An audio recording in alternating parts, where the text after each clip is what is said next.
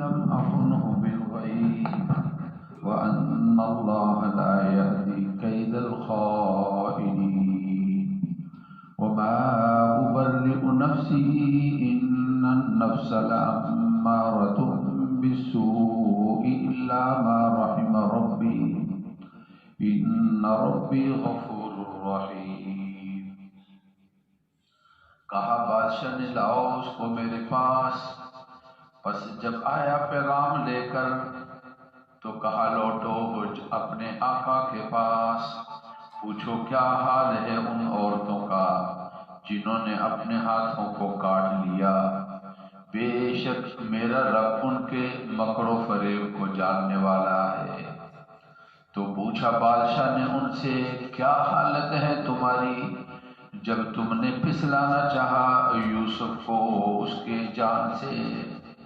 کہنے لگی اللہ کی پناہ ہم نے اس کے اندر کوئی برائی نہیں پائی ہے۔ کہنے لگی عزیز کی بیوی اب ظاہر ہو گیا حق، میں نے اس کو پھسلانا چاہا اس کی جان سے،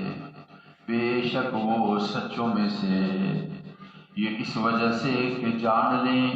کہ بے شک میں نے چوری نہیں کی ہے غیب میں، بے شک اللہ رہنمائی نہیں فرماتے ہیں خیانت کرنے والوں کی تدبیر کی۔ میں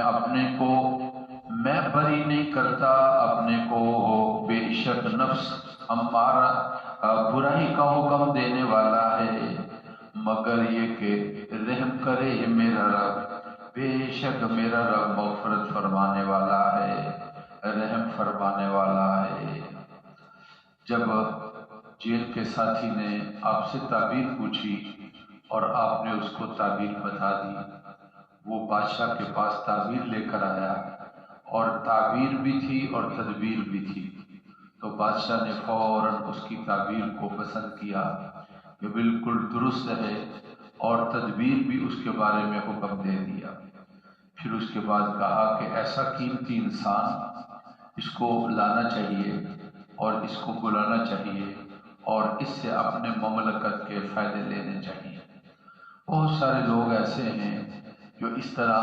وطن کے اندر، ملک کے اندر، علاقے کے اندر بڑے قیمتی لوگ ہوتے ہیں اور ان کو ضائع کر دیا جاتا ہے، اور ان سے جتنا استفادہ حاصل کرنا چاہیے تھا یا وہ جتنے مفید تھے اور ان سے فائدہ لینا چاہیے تھا اس سے فائدہ حاصل نہیں کیا جاتا ہے۔ یہ یعنی لوگوں کے لیے کام آنا اور لوگوں کے لیے فائدہ دینا دو طرح ہوتا ہے۔ ایک آدمی صاحب صلاحیت رکھنے والا ہے اور صاحب استطاعت ہے، اس کے اندر افہام و تفہیم کی اور علمی لحاظ سے بہت زیادہ اس کا مقام ہے، اللہ تعالیٰ کی طرف سے اس کے لیے کوئی فیصلہ نہیں ہوتا، اس لیے لوگ حالانکہ بہت بڑا اہل علم میں سے ہوتا ہے لیکن لوگ اس سے کوئی استفادہ حاصل نہیں کرتے ہیں۔ اور ایک وہ ہے جو اتنا زیادہ علمیت کے لحاظ سے اس مقام پر نہیں پہنچا، اللہ کی ذات نے اس کو قبول کیا اور وہ لوگوں کے لیے بہت مفید ہے اور اس سے لوگ بہت زیادہ استفادہ حاصل کر رہے ہیں۔ اس طرح ملکوں کے اندر بھی کوئی لوگ ہوتے ہیں، ڈاکٹر ہے، کوئی انجینئر ہے، کوئی سمجھدار ہے، اہل علم ہے، اور اس کو کسی طرح یعنی بدنام کر دیا جاتا ہے، اس کو کسی طرح پکڑ لیا جاتا ہے، اس کے لیے کسی طرح رکاوٹ ڈال دی جاتی ہے، جو اس سے فائدہ حاصل کرنا چاہیے تھا اس سے وہ فائدہ حاصل نہیں کیا جاتا۔ بادشاہ وقت نے کہا کہ ایسا آدمی اس کو جیل کے اندر ڈالا ہے کہ بڑے بڑے اہل علم حضرات انہوں نے تعبیر نہیں بتائی اور ان کے پاس تعبیر نہیں تھی، اور ایک جیل والا آدمی وہ تعبیر بتا رہا ہے، جاؤ اس کو میرے پاس بلا کر لاؤ، اس کو تو ہمیں اپنے پاس رکھنا چاہیے۔ وقال الملک اتونی بہ، بادشاہ نے کہا کہ ان کو ہمارے پاس لاؤ۔ فلما جاءہ الرسول، جب بھیجا ہوا آدمی آیا، قال ارجع الی ربک، تو اس کے کہنے پر فوراً اللہ کے تکلیف کے اندر 7 سال کا عرصہ جیل کا زمانہ، جب پیغام رہائی کا آئے تو کون ہوگا جو کہے گا ابھی میں نے رہا نہیں ہونا ہے؟ شاید 7 سال ایک طرف اور 7 گھنٹے ایک طرف جب پروانہ رہائی کا مل جائے، لیکن اللہ کے نبی اور پیغمبر اللہ تعالیٰ ان کو بڑے استقامت کے ساتھ نوازتے ہیں۔ کہا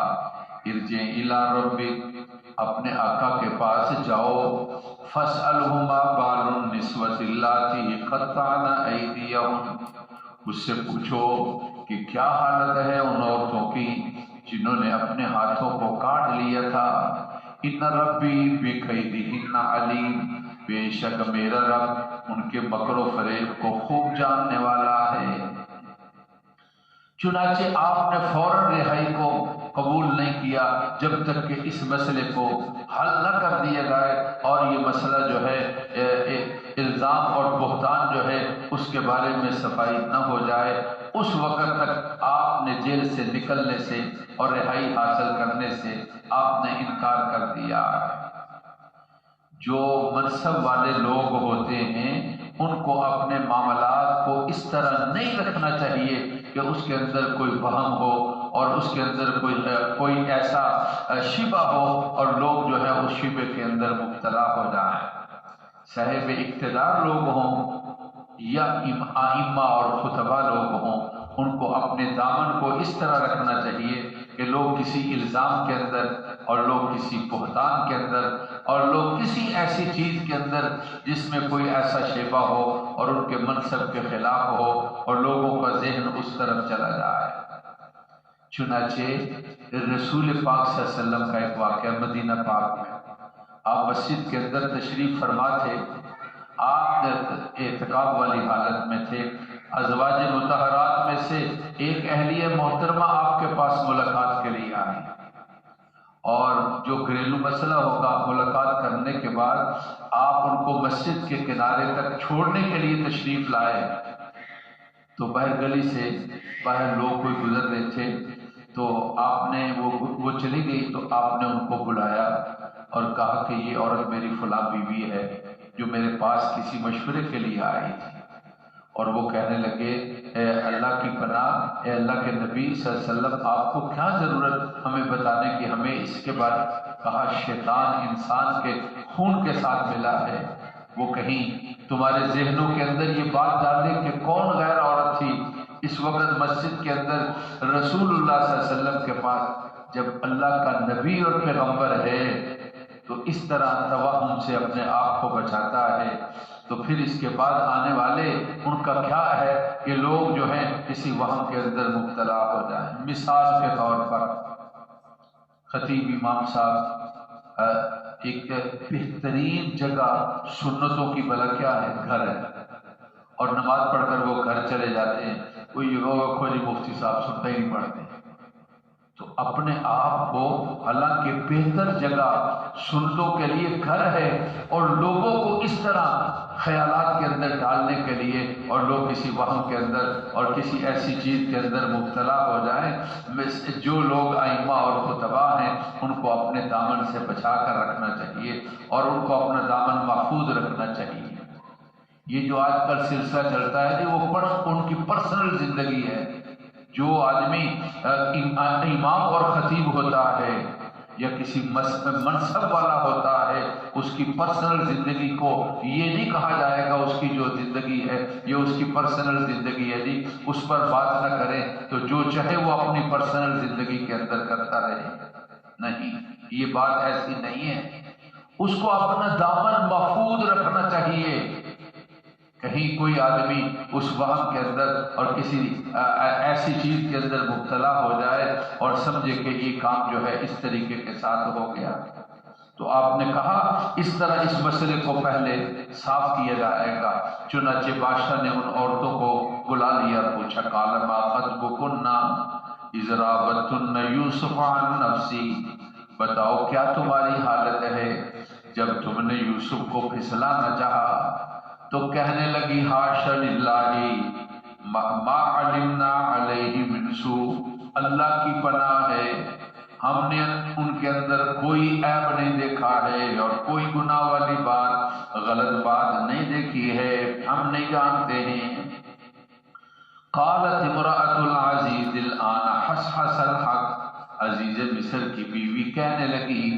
اب بالکل حق واضح ہو گیا، میں کیا چھپاؤں اور کیا جو ہے اس کے بارے میں کہوں، حق جو ہے وہ واضح ہو گیا ہے۔ انا راودتہ، میں نے ان کو پھسلانا چاہا ہے ان کی جی سے، وَإِنَّهُ لَمِنَ الصَّادِقِينَ، بے شک وہ سچوں میں سے ہیں۔ آگے قرآن مجید یہ ارشاد فرما رہا ہے، حضرت یوسف علیہ السلام یہ فرماتے ہیں میں اس لیے چاہتا تھا کہیں بادشاہ کے ذہن میں یا کسی کے ذہن میں یہ بات نہ آ جائے کہ ان سے کوئی غلطی ہوئی، ذالک لیعلم، تاکہ یہ اس لیے کہ جان لیں انی لم اخنہ بالغیب، کہ میں نے کوئی چوری غیب میں نے کوئی چوری نہیں کی ہے، وَأَنَّ اللَّهَ لَا يَهْدِي كَيْدَ الْخَائِنِينَ، اور اللہ خیانت کرنے والے کے مکر و فریب کو نہیں جو ہے وہ رہنمائی، مکر و فریب کرنے والے جو خائن ہیں اللہ ان کی رہنمائی نہیں فرماتے ہیں۔ چنانچہ جب یہ سارا معاملہ ہو گیا تو حضرت یوسف علیہ السلام پھر کہتے ہیں یہ میرے اللہ کا کرم اور فضل ہے، مجھے گناہ سے بچایا اور یہ رتبہ اور کم مقام ملا، وگرنہ نفس انسان کے ساتھ ہے وہ تو برائی کی طرف مائل کرتا ہے اور برائی کی طرف لے جاتا ہے، مگر یہ کہ اللہ اس کی حفاظت فرما لے، میری بھی میرے اللہ نے حفاظت فرمائی اور میں ان کے مکر و فریب اور ان کے جال میں نہیں آیا اور ان کے مکر و فریب سے بچا۔ اللہ تعالی ہماری محفل قبول فرمائے، مزید تفصیل ہفتے والے دن انشاءاللہ ہوگی، اور ربنا تقبل منا انک انت السمیع العلیم۔ اللهم صل على سيدنا ومولانا محمد وعلى آل سيدنا ومولانا محمد وبارك وسلم۔ اے اللہ ہمارے گناہوں کو معاف فرما، اے اللہ ہمارے بیماروں کو صحت نصیب فرما، اے اللہ پریشان حال لوگوں کی پریشانی دور فرما، اے اللہ ہر حادثے سے بچا دے، بچے جو بیمار ہیں اے اللہ نزلہ زکام کھانسی بخار اے اللہ سب کو صحت دے دے، بچے بچی بزرگ جوان اے اللہ موسم خوشگوار کر دے، اے اللہ رحمت والی بارش برسات، ہماری دعاؤں کو قبول فرما، والدین بہن بھائی دوست احباب جو فوت ہوئے مغفرت فرما۔ ربنا تقبل منا انك انت السميع العليم، وصلی اللہ تعالی علی سیدنا و مولانا محمد و آلہ و اصحابہ اجمعین۔